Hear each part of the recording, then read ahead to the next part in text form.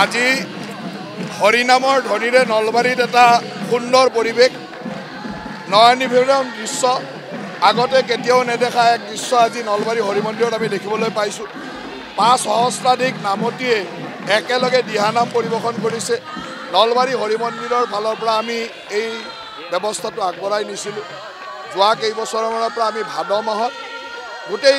মাহজোৰা কাৰ্যসূচীৰে নলবাৰী হৰি মন্দিৰত নাম প্ৰসংগৰ ব্যৱস্থা কৰিছিলোঁ আৰু গোটেই মাহটোত প্ৰায় ৬০০-৭০০ নাম দলে আহি ইয়াত নাম প্ৰসংগ কৰে আৰু সকলোৰে এটা আগ্ৰহ আছিল যে একেলগে কৰিব পাৰি নেকি এইবাৰ আমি সেই আগ্ৰহটো লগত ৰাখি যিটো আগতে চলি থাকে সেই নাম প্ৰসংগ চলিয়ে আছে এইবাৰ একেলগে এটা দিনত আমি ৫,০০০তকৈ বেছি